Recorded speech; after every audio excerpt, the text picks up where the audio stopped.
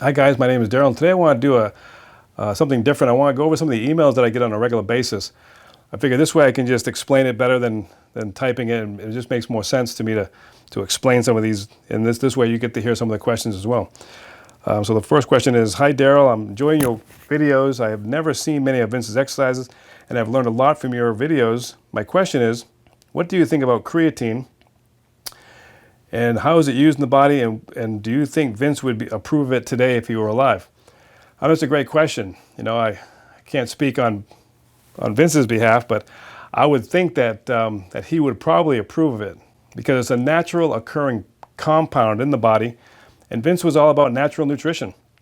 If it was something that the body could use in a natural way, didn't harm the body, there was no side effects, then it was beneficial.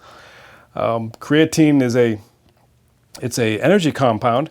It's part of the ATP-CP system. And what it does is it binds with adenosine diphosphate, which has 2 molecules of phosphate. So creatine is a creatine phosphate that you consume is 1 molecule, so it binds with ADP to create what's called ATP, which is adenosine triphosphate. And that's the main energy compound of the human body. So the cells need it. You have to have it. If you don't have ATP, then you're dead. And so ATP is a very important compound in the human body. And they have done so much research on creatine over the past 35 years. It's probably one of the most studied supplements in history of supplementation. And so it works really well because it binds with ADP in the system, and it creates a burst of energy in the body, so that when the muscles need that energy, it's really during the sympathetic nervous system response, when it's like a fight or flight response, when the body has to get out of immediate danger, or if there's something that, you know, when the body's excitatory levels go up really high, so then the ATP-CP system kicks into gear. And it's like, say, for example, a fight or flight response. If all of a sudden you see something that's about to crash into you, you see it, and you can get out of the way very quickly. We have this innate system instilled in us that allows us to get out of a situation very quickly. This system only lasts about 6 to 10 seconds. And so that's the thing, is creatine levels drop very quickly, and then once your creatine levels, your ATP-CP system is depleted, then you go into anaerobic glycolysis, and that's going to go into using glycogen to burn as energy, and then it's still an anaerobic system.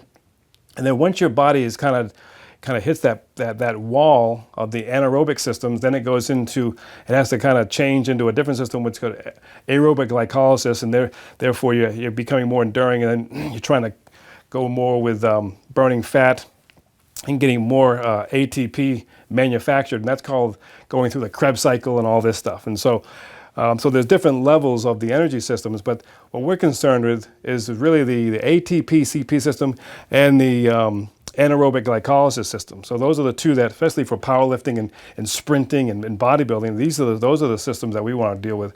But the problem is that I see is that, a lot of guys don't know how to use it, they don't know what it is, and some guys think it's a steroid. It's not a steroid, it's not an anabolic compound in any way.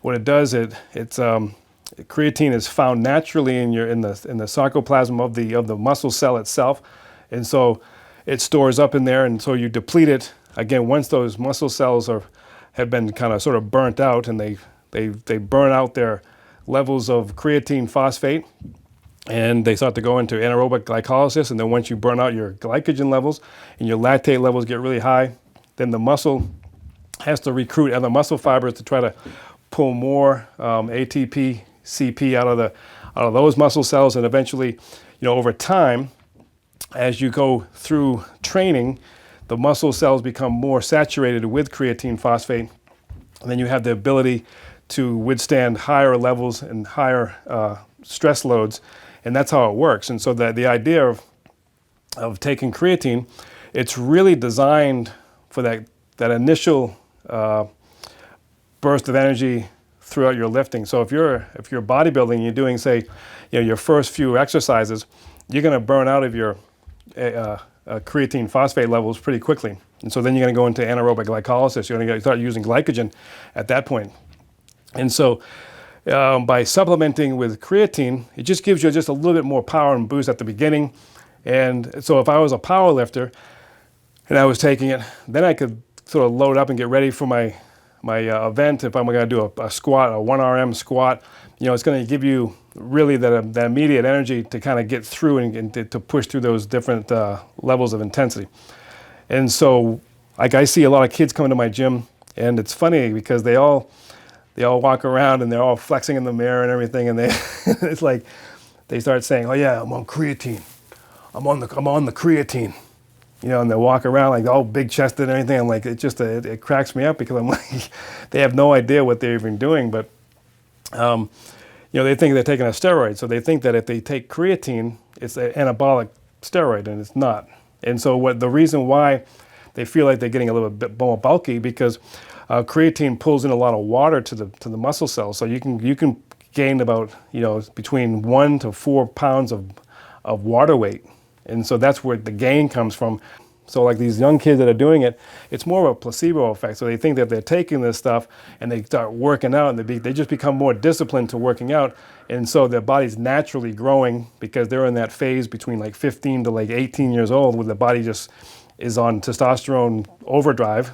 And so that's what's really driving the muscle to grow. And they're getting the placebo effect of thinking that they're getting this huge pump from creatine. As they get older, so as we get older in our life from 25 and above, creatine becomes very important because a lot of times we don't get enough creatine in our diet because creatine is found in red meat.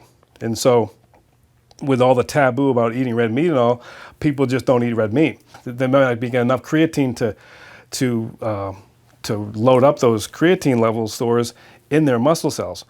Another thing you have to understand is that muscle is competing with the brain for creatine because the brain loves creatine as well. So if a person only has like a little bit of red meat, they might get like maybe 3 grams of creatine from that. So 1.5 grams goes to the muscle, another 1.5 goes to the brain. So they're just not really filling up enough for the muscle. So they might not get that burst of energy that they're going to get when they go to the gym. Like if those muscle cells were filled up with creatine phosphate, then they would get that effect. So they'd have to supplement. So by supplementing, the rule is that you take 5 grams after your workout. You want to take it after your workout because the muscle cell is very permeable. That's when it's going to absorb very quickly into the muscle. It's going to be much more permeable because the muscle cells are warmed up.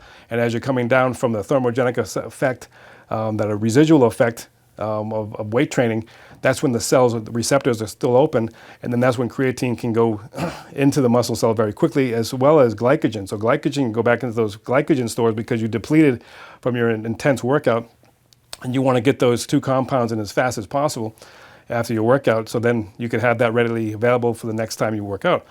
And so that's what happens when you take a creatine supplement. So you take about 5 grams of creatine, but again, if you're not taking it enough, so if you take 5 grams of creatine, but then your brain's going to take 2.5, and then your muscle's going to take 2.5, so you still have to take more creatine in to satisfy. So the brain can really kind of take about 5 grams of creatine, and the muscle can take 5 grams of creatine. So I would take your creatine levels up to about 10 grams post-workout.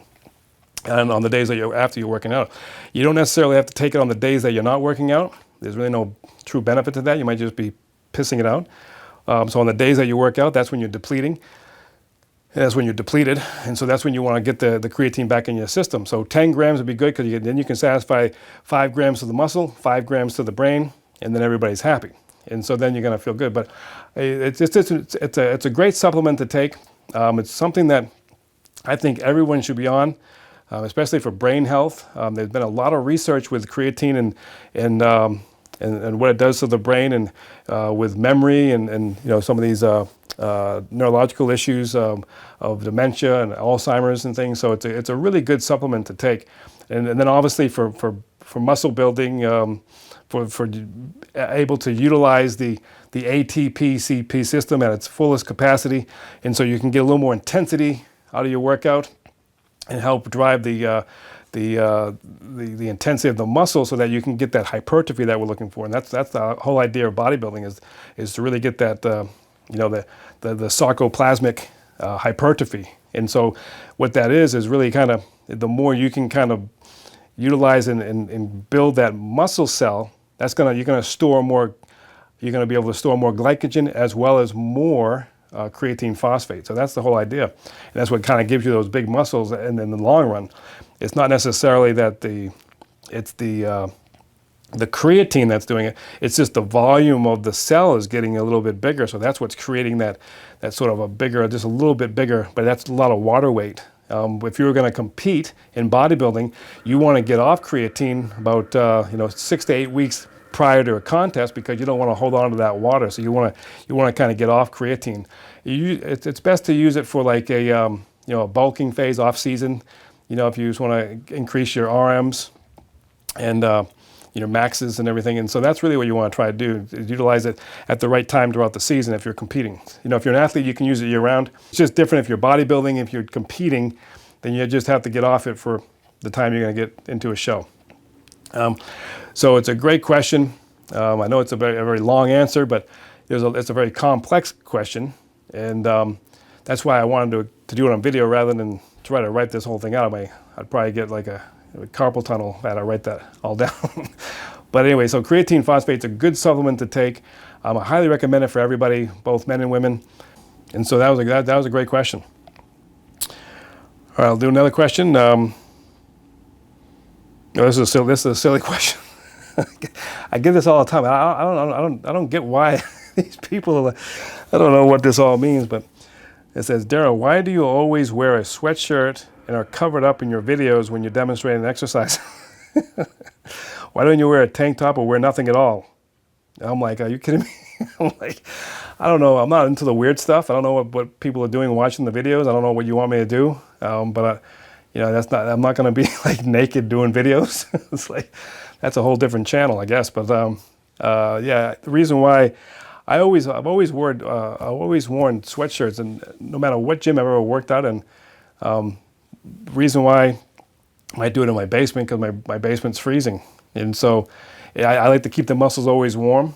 And even when I'm in, just a gym setting, I like to keep to myself. I don't like to be distracted by people looking at me or whatever. Like, because when you see guys in the gym, it used to always be an annoying thing. Like, you'd be working out and some guy next to you, he's got his tank top on, he's flexing in the mirror, just like it's like having sex with himself in the mirror. He's like looking at himself, and it's like, what the hell is going on, man? Are we training, or what are we doing over here? It's like, and I like to be to myself. I like to train and just keep the muscles warm. I kind of visualize. A lot of times I do the exercise with my eyes closed anyway, so I'm not even really looking at myself. So there's no need for me to be, half naked in a gym walking around, or doing videos.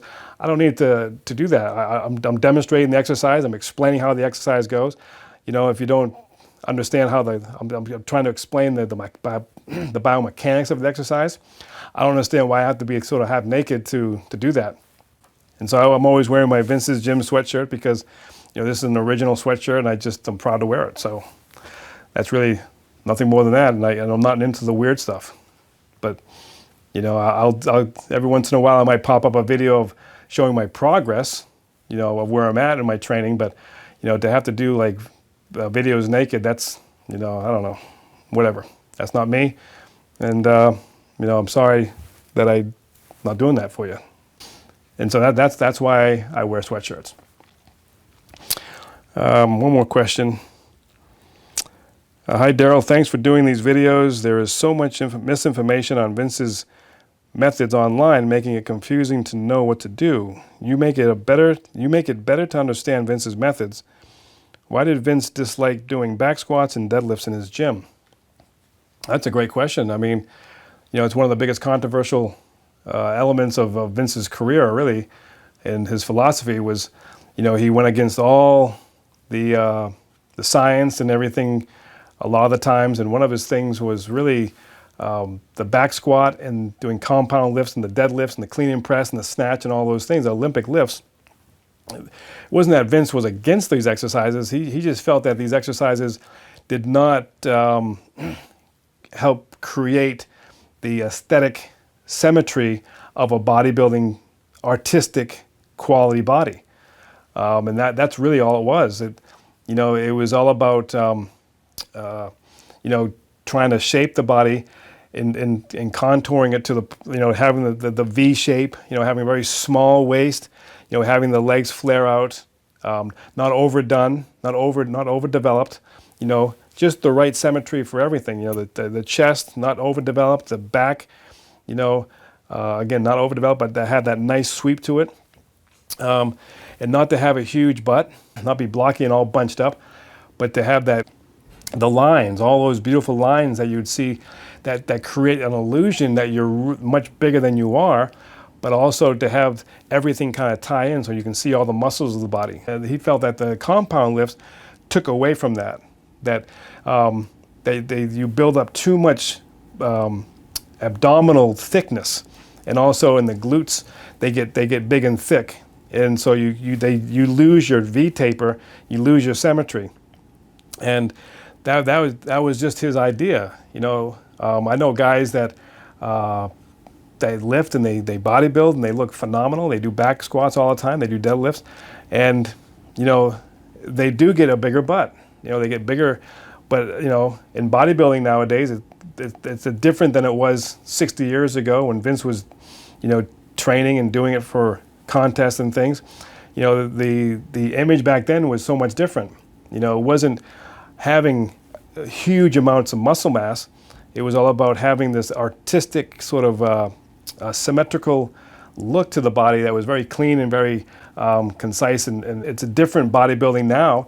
Now it's just as much mass as possible, and it doesn't matter how thick the waist is and everything. It's just different. So bodybuilders today are doing compound lifts, and they're putting on the muscle, but they're also being judged in a different way too. So Vince was against all that during his time period.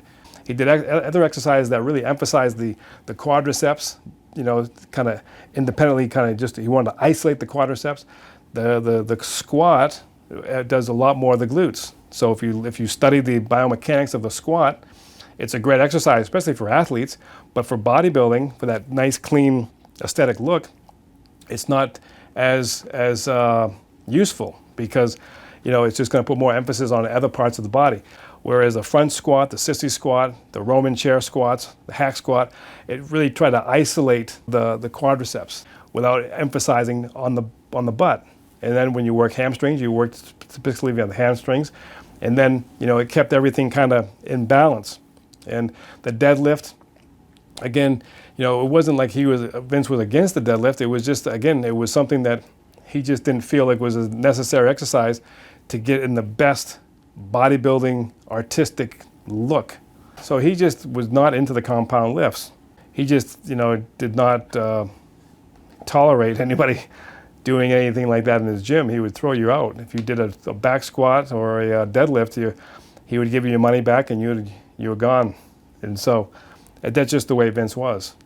Again, there's no bad exercises. He just didn't like those exercises for what he was teaching and what his philosophy was. And so that's all that is. So there you have it, guys. Those are a few questions that I get on a daily basis. If you have your own questions, you want to email me, you can find my email on my website at www.darylcurrent.com. I want to thank you very much for watching. Take care. See you next time.